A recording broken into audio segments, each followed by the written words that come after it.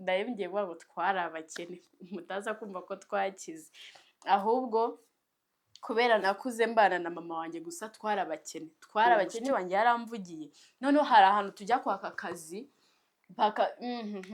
nta nubwo baba bashaka kukumva, umuntu ukamubwira ati nyamara kino kintu nagishobora nagize, ariko kuko yakubonye ku kuguru cyangwa se kuko yakubonye ku maboko nta rugingo ufite, cyangwa se yakubonye umutwe wawe uhengamye gutya avuga ati uyu nguyu azagira gutya ate, ukazira ibyo ngibyo. Amafaranga makeya ukuguru kwanjye kwaracitse, ko mfite amafaranga makeya wangurije aya ngaya n'aya, amafaranga bari kunyaka kuzura ko nzayaguha ngize gute mu kwezi kwa kangahe, ndamubwira nyine ukwezi, arambwira ngo ntabwo bishoboka. Hey my people, meze mute? Njye meze neza, ni Mr. Swine. Ambaze ngo umeze gute? Meze neza. Guys, uno munsi rero ndaje ngo tuganire tunatanga nyine ibitekerezo ko umuntu nyine wenda ikintu kiri bwiganzemo no kubaha true story yanjye, ubundi harimo n'ibibazo ndi busubize abantu benshi bakunda kumbaza, mbese turagira ikiganiro kitari gitoya kandi gifite agaciro kuri buri muntu wese waba uzi kuri ibyo bintu cyangwa se abitekereza cyangwa se afite umuntu yakabifashije umeze gutyo. Rero turi buze kwigiramo ibintu byinshi.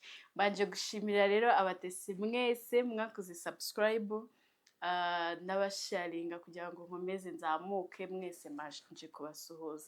Mbwira umuntu mushyashya rero ugiye kuba yaza hano kuri YouTube channel ya Mr. C, akore subscribe ndetse anatere comment anasharing.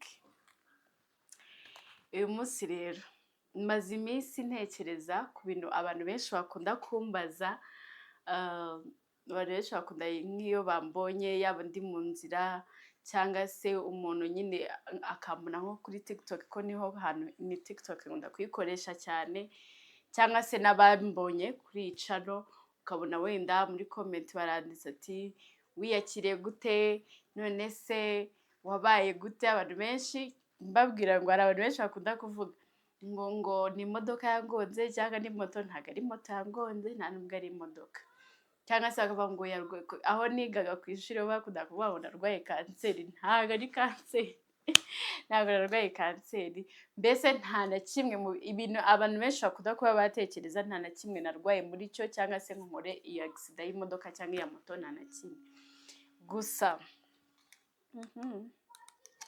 Gusa nabyo nyine ni nk'impanuka, nabyo nkunda kubyita impanuka ko ntabwo ari uburwayi cyangwa ikindi kintu, ni nk'impanuka nyine, ariko ntabwo ari byo byanzanye, nabyo tuzabigira ikindi gihe mbibabwire neza. Uyu munsi rero kugira ngo tuganire, iyo uri mu buzima butari bwiza noneho bikongeraho ukanagira ikibazo, ubwo ikibazo ndi buvuge nk'iki nyine kiba kiri physical, ufite ubumuga yaba ubw'ukuguru, yaba ubw'amaboko, yaba ubwo mu mutwe, yaba ubw'amaso, yaba ubw'umunwa, pfa kuba bihuriye mu bumuga. Impamvu navuze ngo ndaza kubikomozaho, nigeze gupostinga aka video nari ndi gukina basket ariko nakuyemo ino simburagingo, nyine bigaragara ko nta kuguru mfite, ndi kubwira abantu ati kuki nyine mwiheba, mujye mwishima, ubuzima burakomeza. Nyine ndi murabizi ngiye nkunda kuvuga ibintu nyine bitari ibicantege nkeya, niko nabyita. Abantu muri comment hajemo abantu nka babiri barandika ngo no kuri umwana wo mu bakire, ngo no kuri iki baravuga. Ndavuga rero iki kintu nzagikoraho nkiganireho kugira ngo abantu badakomeza kwibeshya gutyo. Ntago bivuze ngo kuba nakwiyakira, kuba nakwikunda ngo ni ukubera ngo iwacu ari abakire. Mbanje kubamenyesha ko ngiye kuvuga ngo twari abakene mutaza kumva ko twakize, ahubwo kubera nakuze mbana na mama wanjye gusa twari abakene. Mbabwira ngo kuba abakene mwumve abakene bitanoroshye. Rero mbonye iyo comment ngo nuko umwana wo mu bakire, numvishe bisekeje. Ndavuga ariko niko nyine yabibonye, niko yabitekereje, ariko ntago ari ngo ariko biri. Nahise nibaza ngo ubundi umwana wo mu bakire niwe ugomba kwiyakira nyine ngo yikunde agire courage agire uruhare rwo kuba nyine yakwiyakira no kwikunda, uwo mwana wo mu bakire niwe ubikeneye cyane, cyangwa ahubwo umuntu uba ubikeneye cyane ni wa mwana wo mu bakire, wo mu bakene, yabaye wo mu bakene, avutse amugaye, noneho arenzeho kwiyanga, kutikunda, kutirwanirira, uri kumva. Ariko uwo wo mu bakire niyo yagira agahinda niyo atakwikunda, aba afite abantu bari kumushyigikira, aba afite abantu bari kumufasha. Rero njye impamvu nari ndi kubibabwira gutyo, mba numva ahubwo nimba wowe ufite ubumuga, iwanyu muri abakene, ari nanjye nyine niko nari meze, nari mfite ubumuga, noneho ndi uwo mu bakene, noneho biri bunsabe kujya gute kwiha imbaraga njyewe nkikunda, nkumva ko ngomba kurwana. Ariko wa wundi wo mu bakire we niyo yakwiyicarira gutya gusa, bari bumusapotinge, bari bumugire gute, bamufashe kumutekerereza, bamufashe kumuganiriza. Rero ntago kuba wakwiyakira, kuba wakwishima ukikunda, ntago bivuze ngo ubu uri uwo mu bakire, ahubwo biri wowe wo mu bakene, ni wowe bigombwa, ni wowe sinzi ukuntu bibabwiye kugira ngo mubyumve neza nk'uko mbishaka, ariko wowe wo mu bakene ni wowe ugomba kuba uwo munyembaraga, kuko already wo mu bakire ni umunyembaraga, anafite izindi mbaraga zimufashe mu mugongo. Rimwe nababwiye ko ndi umwana wo mu bakene, ndakuze mbana na mama wanjye turi abakene. Ubwo nimvuga abakene ni kwa kundi nyine ubuzima muba musitaragoringa, mugerageza, murya rimwe ku munsi, byanarimba bikabura byanarimba bikabura.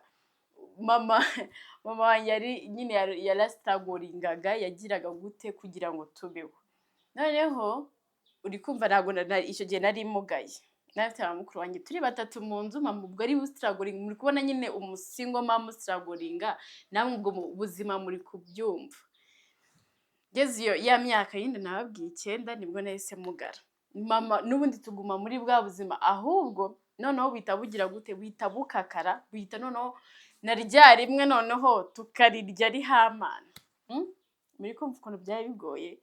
Basi kumugara rero, kuko nakunze nyine nakuze ntazi gucika imbaraga, nshaka kurwana. Nyuma ya kumugara ngo mbaze ngo byagenze gute, mama akazi kahise gahagarara. Uri kumva noneho gusiragura, muri kumva bita bikakara, birakakara njya gukakara. Uri kumva rero nk'iyo postinze umuntu akataba ngo n'ukuri mu bakire, ngo n'ukuri bitamureba, nkavuga ariko nyine ubwo ni kwa kundi Imana igira gute igusiga ikagukunda, nawe ubwawe ukikunda. Rero ntabwo ndi kubabwira wenda ngo nakuze gutya byagenze gutya na gutya, ariko ikintu nshaka kubumvisha ni uko njye ndi kuganira na ba bantu bari mu buzima bubi, ba bantu bafite ababyeyi babo bari gusitaragoringa, noneho cyane cyane ndabwira ba bantu bamugaye, bareke kubabwira ngo kuko muri abo mu bakene ngo mukaba munamugaye, ngo ubuzima bwarangiye, ngo murapfuye, noneho mugize mute, ngo mugende gusaba mu muhanda. Oya, ni mwebwe mugomba kuhaguruka, ahubwo mugashaka icyo mwageraho, mugashaka ikintu nyine cyabahagarikisha mugahagarara.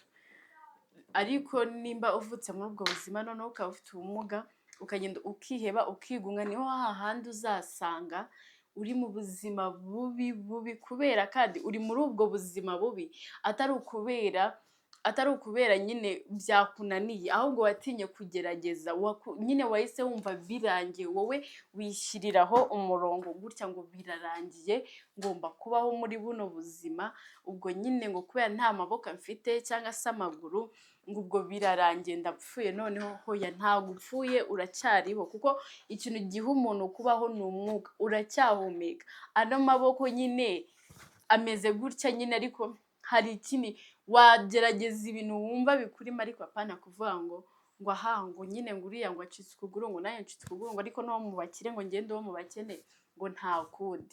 Wumve nyine ko uriya ari ugomba kuba urwana, uracyafite imbaraga zo kurwana, pfa kuba ugihumeka, sibyo? Sosiyete nireke kugushyira hasi ngo nawe uhite wumva nyine ngo ngo ngiye hasi ngo birarangiye, cyangwa se ngo ujye ahantu hatanu harenze 10 bakwimakaza kubera umugaye ngo uhite wishyiraho umurongo nyine uvuge ngo birarangiye.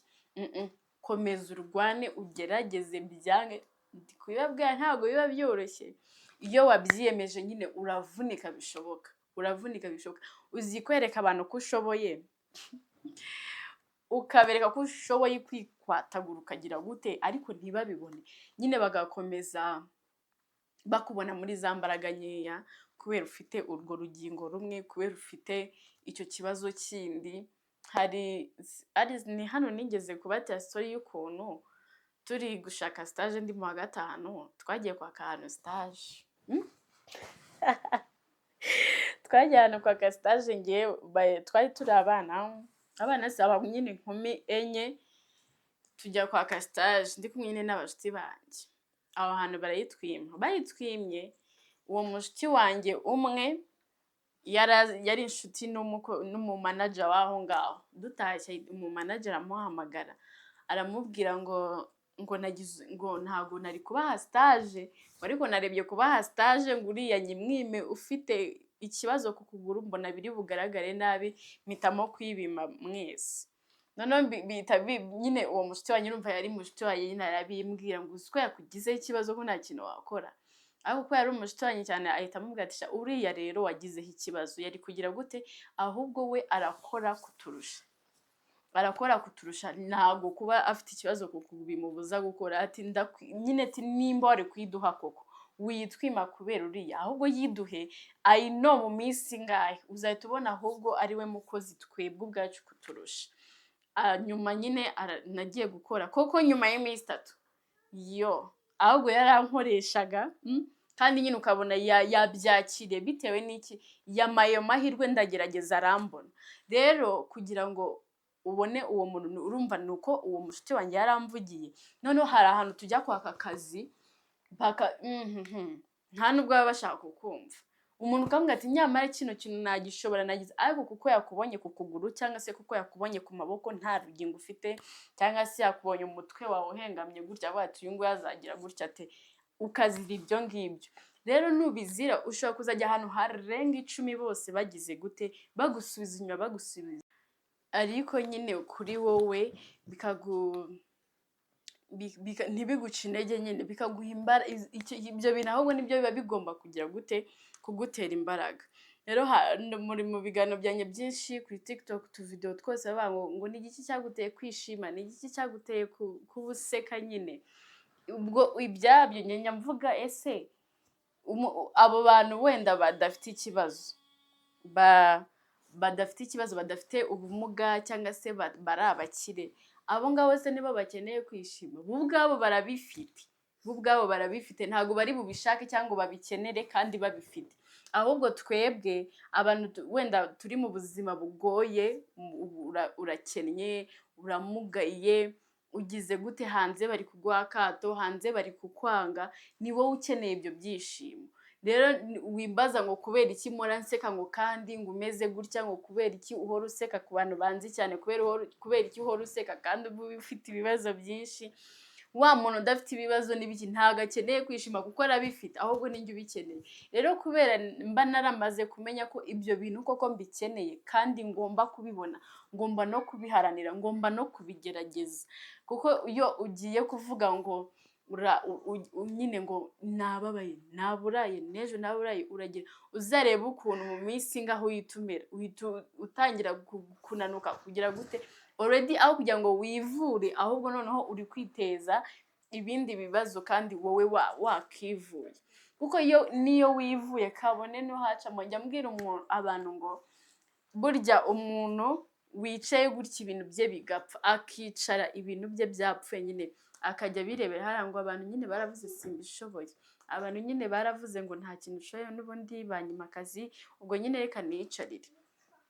Arutwa na wa muntu byabayeho ariko akagerageza bigapfa. Niyo waburara ariko wagiye ku muhanda ukagerageza, ntabwo uba umeze nka wa wundi wagize gute, wa wundi wanze guhaguruka. Rero niyo mpamvu wicika intege, bagusubiza inyuma, bakwanga, bagira gute,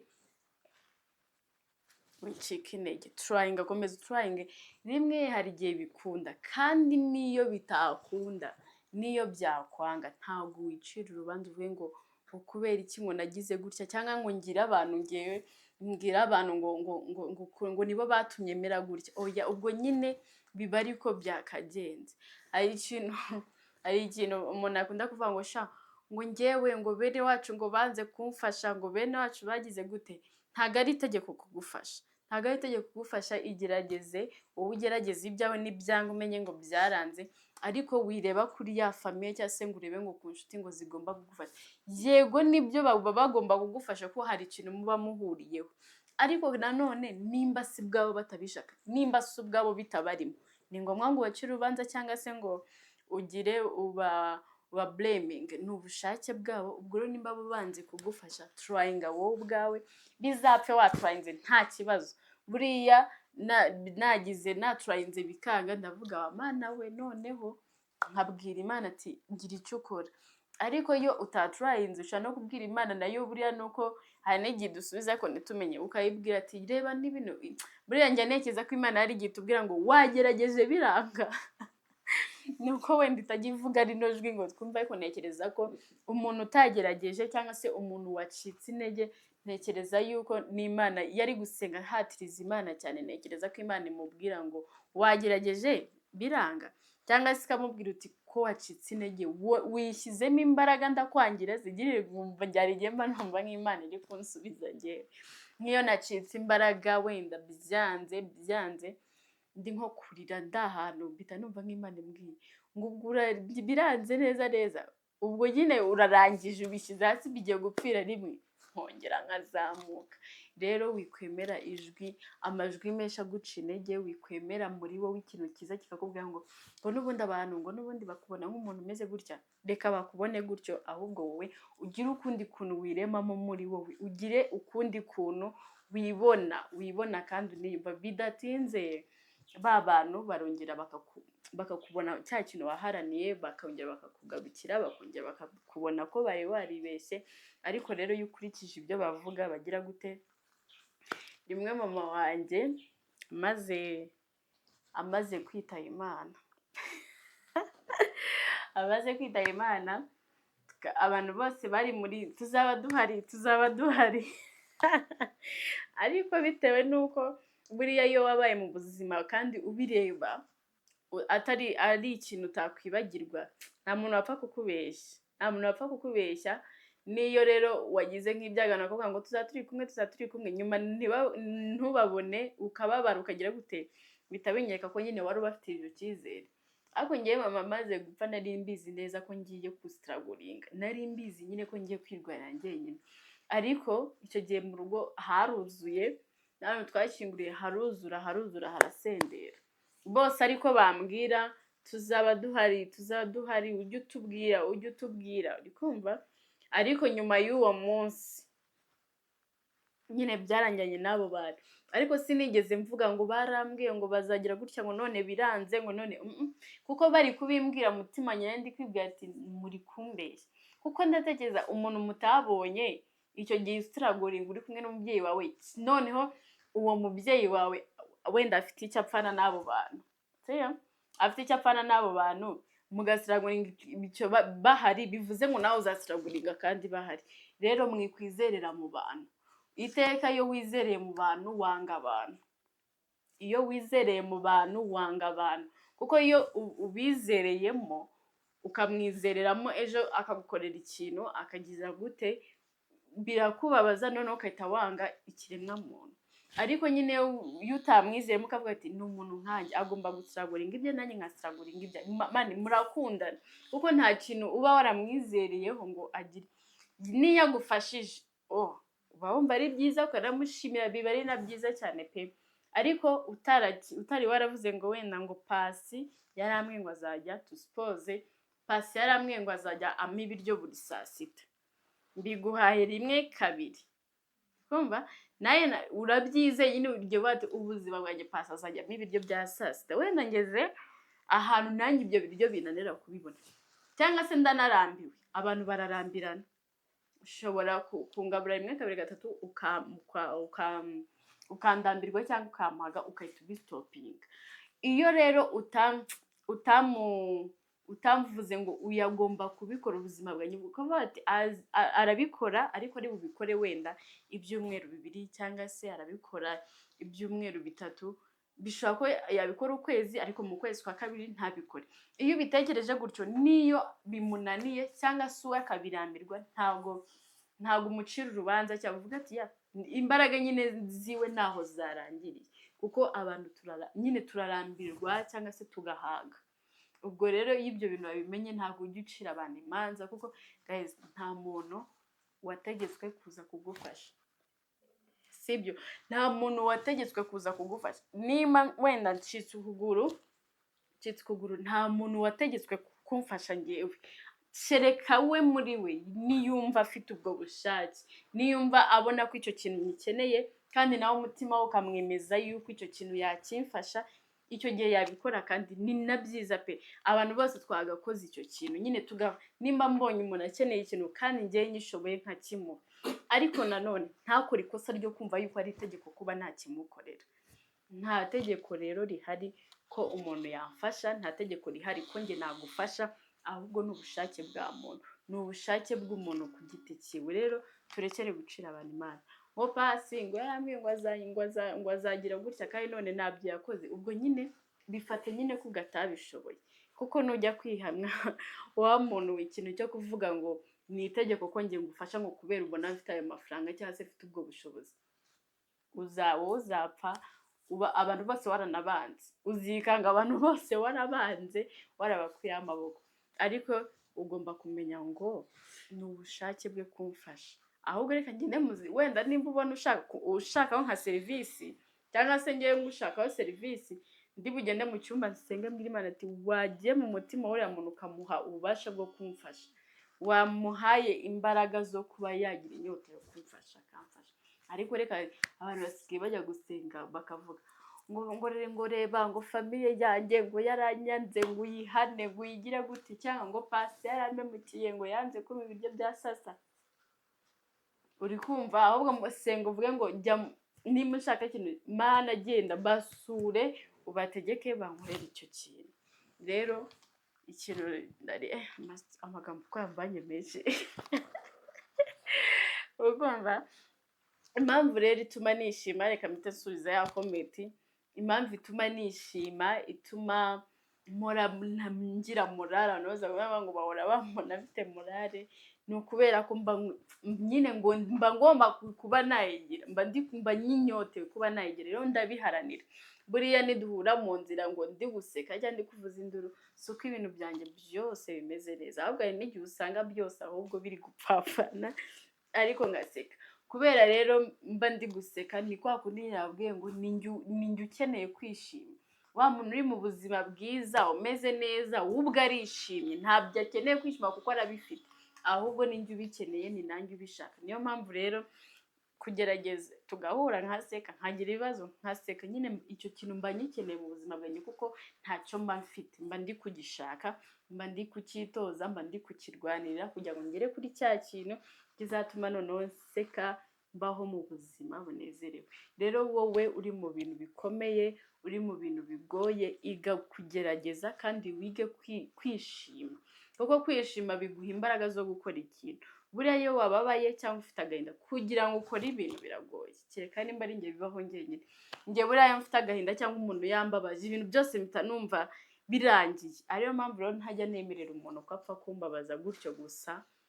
Yakora iki? Yego nshobora mu mutima bishobora kumbabaza, ariko kugira ngo tudakomeza dutongana cyangwa tujya gute, nkahita njya kure yawe nyine kugira ngo tudakomeza duharirana, noneho ukageza ahantu kure muri njye ho kumbangamira. Cyangwa se umuntu wamwaka serivisi yawe kwima, wikomeza guhatiriza. Rekera, kuko hari igihe uhatiriza ukababariramo, kandi iyo wabariyemo niwo uba wihemukiye. Ntekereza ko iyo wabwiye umuntu ikintu rimwe kabiri, wakabya inshuro 3 ukabona nta kintu aragikoraho, ntekereza ko ushatse waba utuje, kuko icya mbere aba yumvishe, mbese yumvishe nyawe kumva ko wamubwiye inshuro 3, n'icyo kibazo bigeraho akakibona ko gifite. Rero muri we ejo bundi ejo nabwiye umuntu ngo ko mfite amafaranga makeya ukuguru kwanjye kwaracitse, ko mfite amafaranga makeya wangurije aya ngaya n'aya amafaranga bari kunyaka kuzura ko nzayaguha ngize gute mu kwezi kwa kangahe, ndamubwira nyine ukwezi, arambwira ngo ntabwo bishoboka ngo gusa ngo nzaba nkubwira ari kumva mba ndi kugenda, kandi hari n'igihe ubwira umuntu ubizi neza ko icyo kintu agishoboye siyo bitari bunamugore, kandi cyangwa se hari ubundi buryo ari bugikoremo yakwiyeranja nyine yakigize akagikora, ariko bwari ubushake bwiwe kuba yabikora, nta nubwo mu blaming, ariko ndi kugira ngo mbumvishe yuko ikintu nyine nta muntu utegetswe kuba yagufasha, nta muntu ugize gute n'ubushake bwiwe rero, ariko icyo gihe iyo bibaye gutyo byiguca intege cyangwa utangire ngo blaming umuntu ugire gute tuvuga toke ntabwo byakunze, ariko se uwagira gutya nanjye nkakora nishaka nzayikore mu gihe kingana gute, bizakunda mu myaka 2 cyangwa 5 bizakunda, ariko iyo ugiye guhora uhatiriza ukandikira uriya ukahita ugenda ukandikira undi ngo shango byagenze gutya ngo gira gutya nyine ugakomeza umuhatiriza, bivamo kwibabaza, bivamo kugira gutya, ariko iyo yisevuga bikarangira aho ngaho nyine ukibwira nyine ko byarangiye, kandi nta nubwo byari itegeko, byari ubushake bwiwe, ntabwo we yumvishe ko byakunda ko abikora, ariko wowe turayinga ku giti cyawe bizange waturayinze. Rero mwige kugerageza kandi mwige kudacika intege, mukomeze murwane, mukomeze mugerageze, cyane cyane abantu mufite ubumuga. Abantu bafite ubumuga mwebwe mugomba kurwana kurusha abandi bantu bose babaho, abantu mufite ubumuga, kuko kugira ngo sosiyete hano hanze ikwakire birakomeye birakomeye, rero biri kugusaba imbaraga zo kuticara, zo kutigunga, kuko ubwabo bo bari kukubona ko wigunze, noneho wowe nawe nubyakira ukigunga biraba birangiye, ariko niba gufata nk'umuntu wigunze udashoboye ukarwana biratinda, ariko bikajya gute ugatsinda. Ubwo nawe twabwiriramo nzaya ngerageza mu munsi ubigize ibisubizo, ariko ngereyo ndi kubwira abantu batajya mu makazi cyane abantu mukora amafilime nimwe ndi kubwira, ariko ntacyo biba ari igihe kitaragera, ari no ko igihe kizagera, igihe kizagera kandi bizaba byiza. Rero mwakoze kunkurikira, Imana ikomeze ibahe umugisha, mukomeze mushyigikire, musharinge, mukore subscribe, amakomenti na like byanyu, Imana ibahe umugisha, mukomeze. Ariko muri ibyo byose hari ikintu ntavuze, muri ibyo byose yaba uko kugerageza, yaba uko kudacika intege, yaba uko kwikunda, yaba uko kwishima mu bihe bigoye ariko ukishima, igikuru namwe murakizi, banza ariyo mpamvu ntanakivuzeho ko ndabizi neza ko mukizi, ni ugusenga ukizera Imana, kandi ukayizereramo ariko bikomeye bihagije. Rero musenge, nimurangiza mwebwe ubwanyu mwikunde, uruhare rwose ruri kuri mwebwe, ruri kuri wowe ku giti cyawe. Rimwe nigeze, hari umushuti wanjye story irongeraje, umushuti wanjye shondi yari kumwe ati nkunda ukuntu nyine nakunda kumwe ati warwanye ku giti cyawe, ubwo yahoraga aza ngo reba ngo papa wanjye ngo nta kintu amfasha, ngo kandi ngo afite undi mugore, ngo mama wanjye yarapfuye, ngo none ngo nta kintu ajya amfasha. Nyuma nyine akajya guhora biririma hamwe, ariko irwanirire, hari igihe papa wawe nawe azagira inyota yo kwitwa papa wawe, nubwo ubu impamvu atari kugira iyo nyota yo kwitwa papa wawe, hari kubona nyine uri aho ngaho nta kintu nawe ubwawe wakwimarira.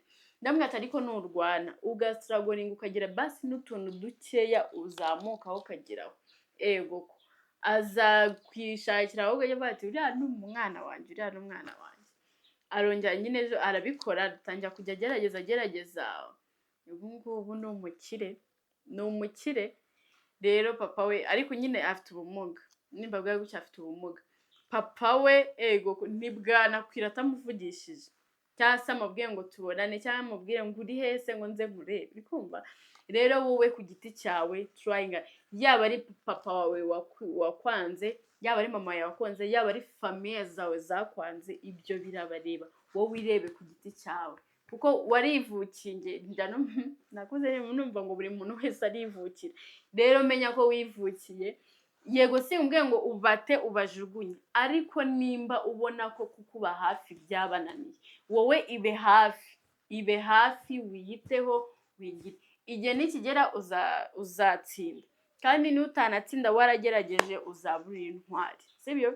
Intwari yose ntabwo ivuga ngo icyambere ngo ngiye gukora kino kintu ngo inyungu zizangereho, wapi. Intwari iravuga ngo ngiye gukora kino kintu, natsinda natsindwa, ariko nzabe ndi guharanira ukuri cyangwa se ikintu kizima. Rero nawe haranira kuba intwari, yaba ubaye intwari ku bantu, yaba ubaye intwari kuri wowe, ugerageze ntucike intege. Mbibutsa rero, mvuze ikintu cy'intwari ndibuka, nibutsa abantu mwese, cyane cyane urubyiruko, komeze tumere gutya, twese duharanire kuba intwari, duharanire kuba indwanyi, tuvuga ngo ntituzemera. Rero kwiyubaka ku giti cyawe no kwikunda ku giti cyawe, ibyo bita bigendana no gukunda igihugu cyawe n'ubuyobozi bwawe. Rero rubyiruko, yaba abakuru yaba batoya, mwese ntimuzemere ko u Rwanda rwacu rusubizwa inyuma, ntimuzemere yuko u Rwanda rwacu rwambikwa isura mbi, ntimuzemere. Rero twubake igihugu cyacu dukundana, dushyira hamwe nk'abanyarwanda. Murakoze rero, Imana ibahe umugisha, ndabakunda. Ciao.